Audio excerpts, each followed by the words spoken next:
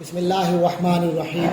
عربی زبان اپنی ووکیبلری میں بہت رچ لینگویج ہے، بہت ذخیرہ ہے اس کے پاس الفاظ کا، معانی کی ادائیگی کا۔ اس حوالے سے ہم دیکھتے ہیں کہ جو چیزیں عربی میں جنہوں نے ذخیرے الفاظ میں اضافہ کیا وہ اسباب کیا تھے، ان میں ایک کل ہم نے پڑھا جس کو ہم ترادف کہتے ہیں، وہ دو یا دو سے زائد الفاظ جو اپنے معانی میں شریک ہوں ہم انہیں مترادف کہتے ہیں، اور یہ مترادفات کا سلسلہ عربی زبان میں بہت زیادہ ہے، اور عربی زبان میں یہ مترادفات کا جو سلسلہ ہے اس پر بہت پرانے عرصے سے شروع سے ڈیبیٹ چل رہی ہے۔ جب یہ ڈیبیٹ چلی تو ہمارے سامنے تین قسم کے مذہب آئے، تین آراء سامنے آئیں، جس سے باقاعدہ گروپس بنے، علماء کے، اسکالرز کے، لنگوسٹس کے۔ تو تین گروپوں کا بڑا واضح موقف تھا۔ ایک گروپ کا موقف تو یہ تھا کہ مترادف بالکل پائے جاتے ہیں اور اسی کثرت سے پائے جاتے ہیں، وہ ہر چیز کو بڑے جلدی مترادف قرار دے دیتے ہیں، جہاں تھوڑا سا بھی معنی کا شائبہ بھی آئے کہ یہ ملتا جلتا ہے تو اسے بھی مترادف قرار دے دیتے۔ پھر اس کے اسباب کیا ہیں، اتنے مترادف کیوں ہوئے، وہ میں نے کل 7 اسباب آپ کے سامنے بیان کیے تھے، آپ کو نوٹس بھی دیے تھے، تو 7 اسباب لکھے ہوئے۔ دوسرا مسلک وہ ہے جو بالکل انکار کر دیتا ہے، اس کے نزدیک کوئی کسی قسم کا ترادف نہیں ہے۔ وہ کہتے ہیں کہ ایک لفظ کو جب آپ دوسرے لفظ کا مترادف قرار دیتے ہیں تو یعنی اس کا مطلب شاید یہی لیتے ہیں کہ سیم اسی لفظ کی جگہ پہ اگر دوسرا لفظ لگا دیا جائے تو بالکل ٹھیک ہے۔ تو کہتے ہیں نہیں، ایسی بات نہیں ہوتی۔ ایک لفظ کا دوسرا مترادف جسے آپ قرار دے رہے ہیں وہاں وہ لفظ سوٹ نہیں کرتا، اب وہاں وہی لفظ سوٹ نہیں کرے گا، اس لیے کہ اس لفظ میں اسی معنی کے ساتھ کچھ اور اینگل بھی ہے جس کو دوسرا لفظ سوٹ نہیں کرتا۔ مثلا میں نے کل آپ کو دیکھا، اور آپ کو معلوم ہے کہ دیکھا اور مشاہدہ کیا دونوں مترادف ہیں بظاہر، لیکن میں نے آپ کو کل دیکھا اور کل میں نے آپ کو مشاہدہ کیا، عجیب سا لگا، کیونکہ مشاہدہ کے اندر ایک پورا ایونٹ ہوتا ہے۔ کل میں نے آپ کی اس پورے سلسلے کا مشاہدہ کیا، یہ بات تو سمجھ آتی ہے۔ تو کوئی لفظ بظاہر مترادف ہوتا ہے لیکن اس کے اندر کچھ ایک اور اینگل بھی ہوتا ہے، تو اس کا مطلب یہ مترادف نہ ہوا۔ تو جو انکار کرتے ہیں وہ اس بنیاد پر انکار کر دیتے ہیں۔ ایسے نظارہ کیا، یہ بھی تو دیکھنے کے معنی میں ہے، لیکن میں آپ کہوں کہ آپ کل کلاس میں جب آئے تو میں نے آپ کا نظارہ کیا، عجیب سا لگے گا، آپ کہیں گے سر یہ کیا لفظ بول رہے ہیں، لفظ کا استعمال ٹھیک نہیں کر رہے سر۔ نظارہ ہوتا ہے کوئی عجیب سی، اس کے اندر کوئی کیفیت ہو، کوئی غلط کام کر رہا ہے کوئی عجیب سا، یا کوئی بہت خوبصورت کام کر رہا ہے، کہ جی یہ نظارہ میں نے بھی کیا، وہ اور معنی ہو، اور دیکھا کچھ اور دے رہا، بظاہر دونوں مترادف ہیں۔ تو یہ انکار کرنے والوں کی بھی بہرحال کوئی دلیل ہے۔ اور ایک تیسرا طبقہ وہ ہے جس کو ہم سمجھیں گے کہ بہتر طبقہ ہے، وہ کہتے ہیں مترادف ہوتے ہیں مگر اس قدر نہیں جس طرح انہوں نے بڑا چڑھا کے بیان کر دیا۔ تو بہرحال آج ہم ایک اور چیز بتانے چلے ہیں، وہ ہے الاشتقاق و انواعہ فی اللغۃ العربیہ۔ یہ بڑا زبردست علم ہے اشتقاق کا، یہ خود ایک علم ہے، علم الاشتقاق، ایٹیمالوجی کہتے ہیں اسے۔ یہ ایٹیمالوجی جو ہے، یہ جو علم الاشتقاق ہے، یہ بہت زبردست علم ہے۔ یوں سمجھیے کہ عربی زبان میں جو ووکیبلری وسعت پذیر ہوتی رہتی ہے کہ اس کے اندر اینڈ نہیں ہوتا، کہ اس کے اندر اپنی گنجائش اتنی زیادہ ہے کہ لوگ دنیا بھر کی چیزوں کو اپنے الفاظ میں ڈھال سکتی ہے، اس کے پیچھے سب سے بڑی خوبی اشتقاق کی ہے۔ یہ عربی کی وہ خوبی ہے جو عربی کو سب پر ممتاز بناتی ہے۔ اشتقاق کیا ہے؟ ایک لفظ سے دوسرا لفظ پیدا کر لینا۔ تو جو اتنی زرخیز زمین ہو کہ اس کی ایک جگہ سے آپ کئی قسم کے پودے پیدا کر سکتے ہیں، اور ایک درخت سے کئی قسم کے پھل لے سکتے ہیں، تو یہ پھر اس کا مقابلہ نہیں کیا جا سکتا۔ ایسے نہیں اللہ نے قرآن کو منتخب کیا، اس کے اندر اشتقاق کی بڑی زبردست ہوگی۔ یہ میں پہلے آپ کو ابتداء جب میں نے صرف ان کے ہلکے سے سرسری تبصرے کیے تو سب بتایا تھا کہ انگلش کو لے لیں، اردو کو لے لیں، فارسی کو لے لیں، کتنے بنا لیں گے ایک لفظ؟ 10 سے اوپر نہیں جائیں گے، ڈبل فگر تک نہیں پہنچیں گے کوئی۔ عربی تو ٹرپل فگر سے اوپر جاتا ہے، ٹرپل فگر سے اوپر جاتا ہے۔ تو وَتَمْتَازُ اللُّغَةُ الْعَرَبِيَّةُ بِمِيزَاتٍ كَثِيرَةٍ، تو عربی زبان کئی خوبیوں سے مالا مال ہے۔ وَمِنْهَا الاشتقاق، اور انہی خوبیوں میں سے ایک خوبی اشتقاق کی ہے، اور میں کہہ رہا ہوں یہ بہت بڑی خوبی۔ وَلِلْاشْتِقَاقِ ثَلَاثَةُ أَنْوَاعٍ، اور اشتقاق کی 3 قسمیں ہیں۔ ہاں، یہ آپ کے لیے کچھ حد تک نئی بات ہوگی۔ اشتقاق کی 3 قسمیں ہیں۔ پہلی قسم آپ سب جانتے ہیں، 2 قسمیں اگلی وہ لوگ جانتے ہیں جن کا عربی کا گہرا مطالعہ یا گہرے مطالعے والے نے آپ کو بتایا ہے۔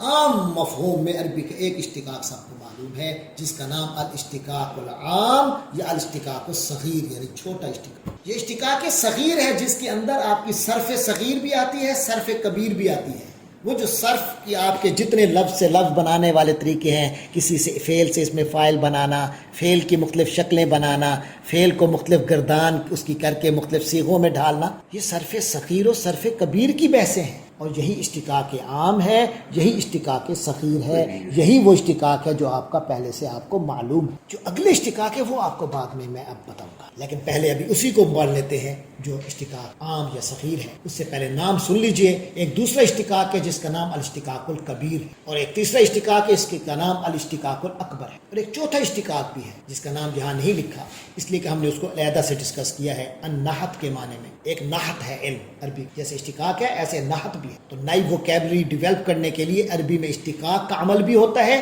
اور کہیں نحت کا عمل بھی ہوتا ہے، لیکن بعد والوں نے مثال کے طور پہ محمد امین تھے غالباً، انہوں نے نحت کو بھی اشتقاق کی ایک قسم بنا کے اشتقاق کی 4 قسمیں بنا لی، اور اس چوتھی قسم کا نام رکھا الاشتقاق الکبار، کبار، الکبیر، الاکبر، اور چوتھی الاشتقاق الکبار، بہت بڑا اشتقاق۔ اگر اسے ایک علیحدہ علم کے نام سے لیں تو پھر علم النحت ہے وہ، اگر اسے اشتقاق کا نام دیں تو پھر وہ الاشتقاق الکبار ہے، وہ ہم پڑھیں گے نحت کے بعد میں، اور اسی کو آپ سمجھ لیجئے گا کہ یہی الاشتقاق الکبار۔ تو الاشتقاق الکبار کو شامل کریں گے تو اشتقاق کی کتنی قسمیں بنے گی؟ 4، ورنہ 3 قسمیں ہیں۔ آئیے جی، سب سے پہلے وہ جو معروف ہے، معلوم ہے، وہ الاشتقاق العام ہے، جنرل اشتقاق۔ فیہ، یہ جنرل اشتقاق کیا؟ فیہ یرتبط کل اصل ثلاثی فی اللغۃ العربیۃ بمعنی عام وضع لہ، بمعنی عام وضع لہ۔ کہتے ہیں اشتقاق عام جو ہے اس میں، فیہ اس میں، یرتبط مرتبط ہوتا ہے، یعنی ربط رکھتا ہے، یعنی تعلق رکھتا ہے، کل اصل ثلاثی، ہر 3 حرفی اصل، ہر وہ لفظ جس کی اصل میں کتنے حرف ہوں؟ 3، اصلی حرف جس کے 3 ہوں، وہ ایک دوسرے سے رابطہ رکھتے ہیں، معنوی تعلق رکھتے ہیں، فی اللغۃ العربیہ، عربی زبان میں، بمعنی عام، ایک عمومی معنی وضع لہ، جس کے لیے وہ وضع کیا گیا۔ ایسا نہیں جو بعد میں مجازی طور پر معنی بن گیا ہو، جو بعد میں استعارے کے طور پہ معنی بن گیا ہو، جو بعد میں تشبیہاً کہہ دیا گیا، وہ نہیں۔ اصلی وہ معنی جو اس کا ہے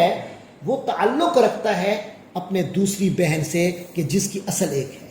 بیشک لفظ مختلف، جیسے منفصل، ایک لفظ ہے منفصل، اس کے اصلی حرف کون سے ہیں؟ فا صاد لام، اور ایک لفظ ہے انفصال، اس کے بھی اصلی فا صاد لام ہے، ایک ہے تفصیل، اس کے بھی فا صاد لام ہے۔ اب یہ تینوں لفظ مختلف ہیں نا، اور ایک مفصل، یہ سارے لفظ مختلف ہیں لیکن اصل ایک ہے نا، تو لہٰذا ان کا اصلی ارتباط ہے، ان کے اندر اصل میں ایک تعلق موجود ہے۔ فاصل کے معنی علیحدہ علیحدہ کرنا، انفصال کے معنی علیحدگی، منفصل کے معنی وہ شخص جو علیحدہ ہو رہا ہے، تفصیل کے معنی ایک چیز کو علیحدہ علیحدہ کر کے بیان کرنا۔ تو سب میں علیحدگی کا معنی آ رہا ہے کیونکہ سب میں ثلاثی اصل ایک ہے،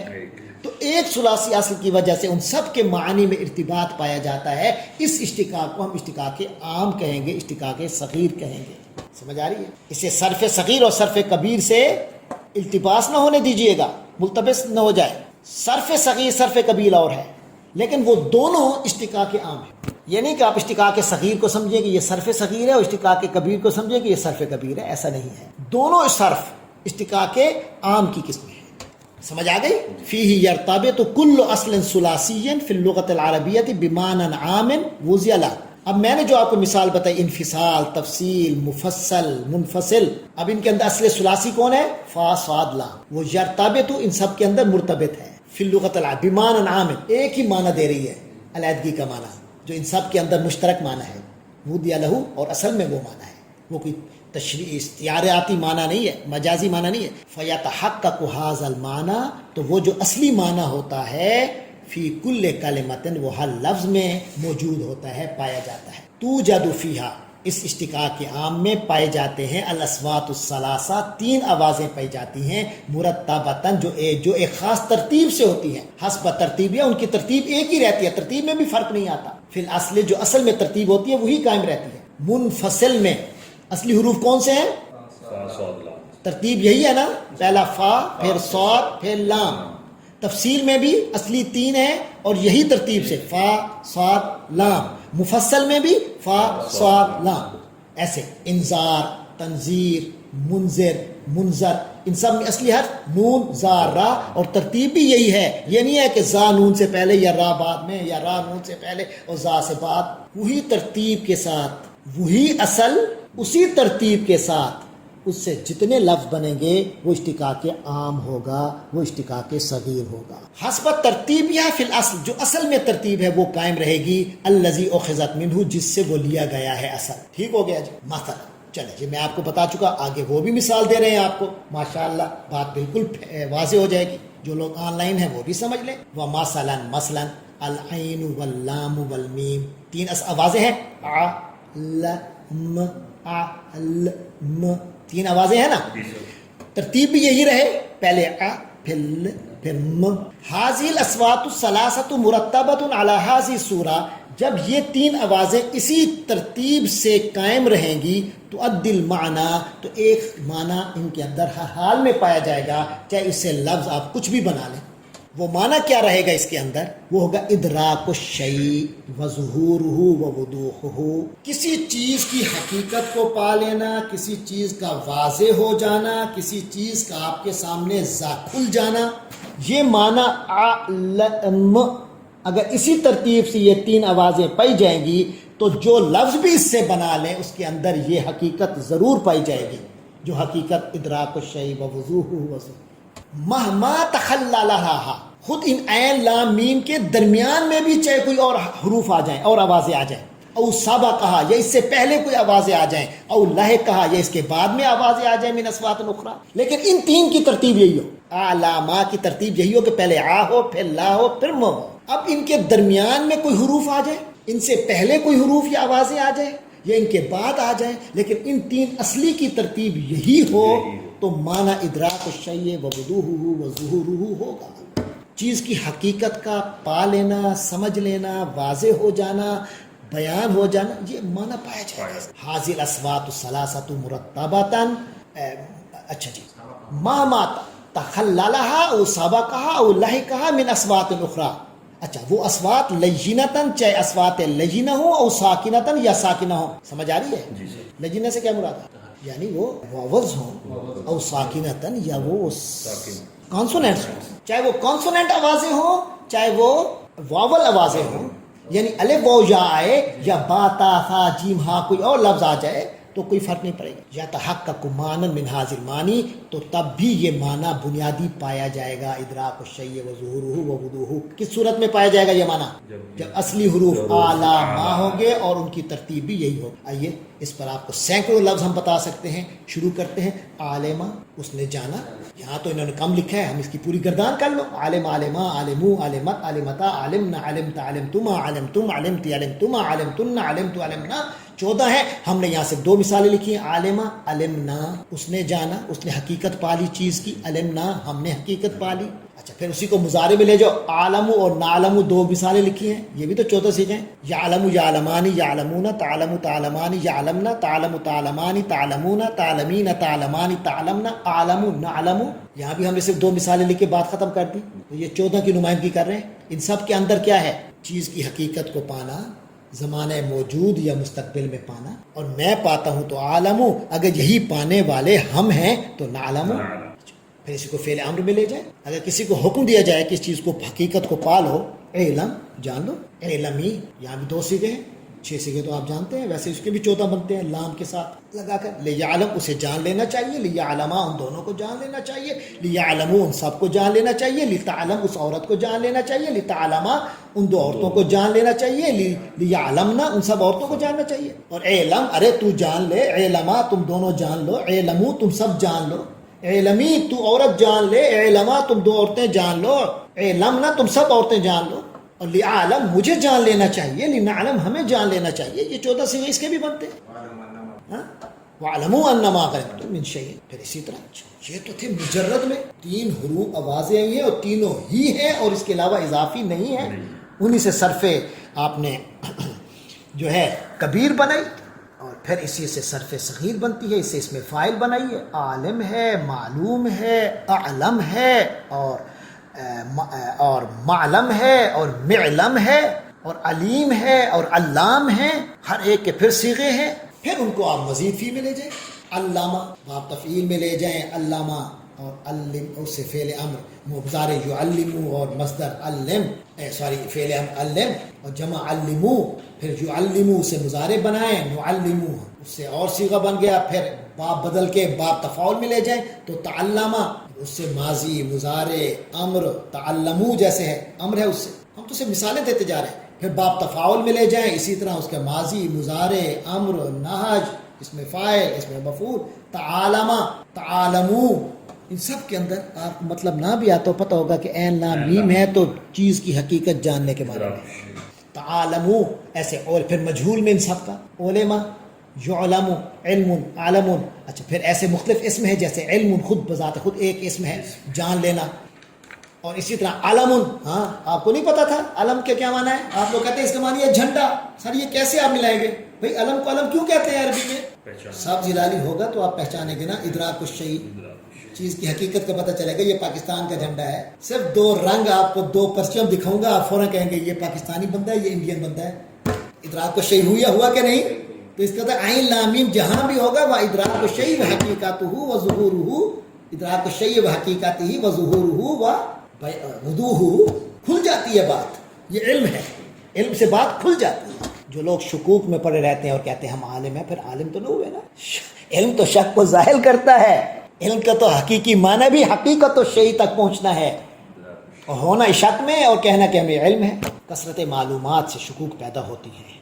اچھا جی آگے چلیں علم علم علامت جو چیز علامت ہوتی ہے وہ حقیقت تک پہنچاتی ہے معالم یہ معلم کی جمع ہے پھر سب کی جمع بھی ہے اعلام علم کی جمع ہے علامات عالم علیم علامہ علماء عالمون علوم متعلم متعلم معلم معلم معلم معلوم عالم عالمون وحلم مجر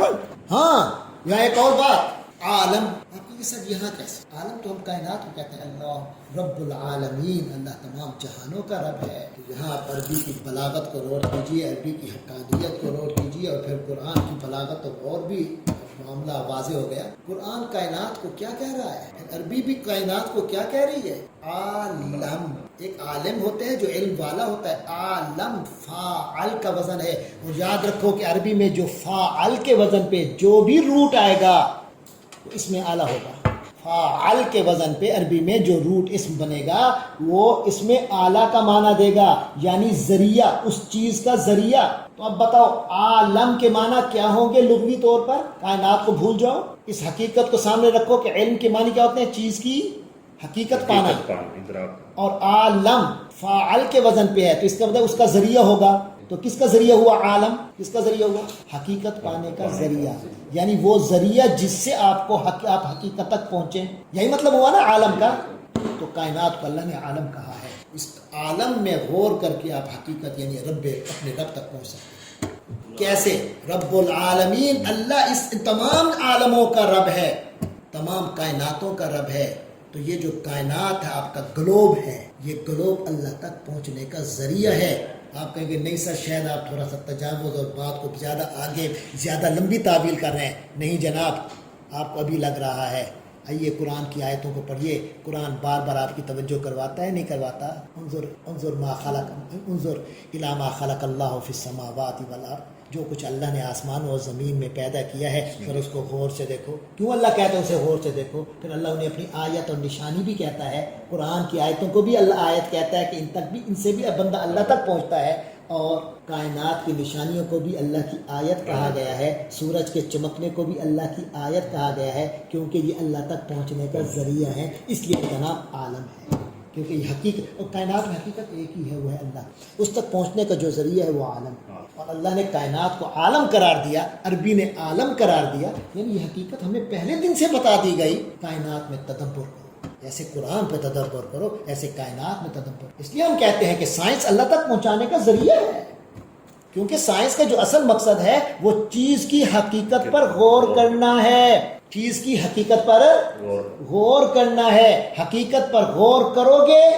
موجود پر غور کرو گے تو غیر موجود تک پہنچو گے ٹھیک ہو گیا جی تو عالم کائنات کا نام ہے کیونکہ وہ حقیقت تک پہنچنے کا ذریعہ ہے اگر استعمال کرو گے تو حقیقت تک پہنچو گے ذریعہ کو آپ استعمال کرنا ہوتا ہے ذریعہ خود بخود آپ کو نہیں پہنچاتا. ہتھوڑا پڑا ہوا ہے، اگر اس سے کیل نہیں ٹھونکیں گے، صرف ہتھوڑا پڑا ہوا دیکھتے رہیں گے، آپ کبھی بھی حقیقت تک نہیں پہنچیں گے، مقصد حاصل نہیں کریں گے. لیکن اس کو استعمال کریں گے، اس ذریعے کو استعمال کریں گے تو اپنا کام مقصد حاصل کر لیں گے. وَحَلُمَّ جَرًّا، اور اسی طرح،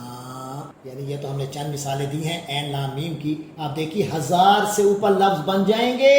وَعَلَى هَذِهِ الرَّابِطَةِ، یہ جو رابطہ ہوتا ہے 3 آوازوں کا ایک ہی ترتیب سے ہونا، پھر ان کا رابطہ دنیا کے کسی بھی لفظ میں، عربی کے کسی بھی لفظ میں ڈال دیں تو یہ جو ایک مانوی رابطہ ہے، یقوم اکبر قسم من متن اللغۃ العربیہ، یقوم اکبر قسم من متن اللغۃ العربیہ، اسی رابطے پر عربی زبان کی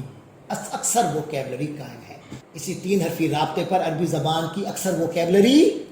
قائم ہے. وَيُطْلِقُ بَعْضُ الْبَاحِثِينَ فِي فِقْهِ اللغة العربية على هذه الناحية نفسها اسم الاشتقاق الاصغر. اور ہمارے اکثر عربی زبان کی جو فقہ ہے، عربی زبان کی جو فقہ ہے، یعنی اس کی جو ڈیپتھ ہے، اس کے جو ریسرچز ہیں، وہ اسی نوع پر، اسی نوعیت پر، اسی قسم کے مطالعے کا نام رکھتے ہیں الاشتقاق الاصغر، جس کا نام ہم نے ابھی الاشتقاق العام کہا ہے، اسی کا نام انہوں نے الاشتقاق الاصغر بھی کہا ہے. اور جب وہ اسے اشتقاق اکبر کہتے ہیں تو ان کا مقصد ہوتا ہے لتمییزھا، تاکہ اس اشتقاق کو وہ ذرا ممیز کر دیں، ممتاز کر دیں من الاشتقاقین، 2 اگلے اشتقاقوں سے، ذرا یہ ممتاز ہو کر آپ کو سمجھ میں آئے. اور وہ جو اگلے اشتقاق آ رہے ہیں وہ ہیں الاشتقاق الکبیر والاشتقاق الاکبر، تاکہ الاشتقاق الکبیر اور اکبر سے علیحدہ سے آپ اس کو سمجھ سکیں.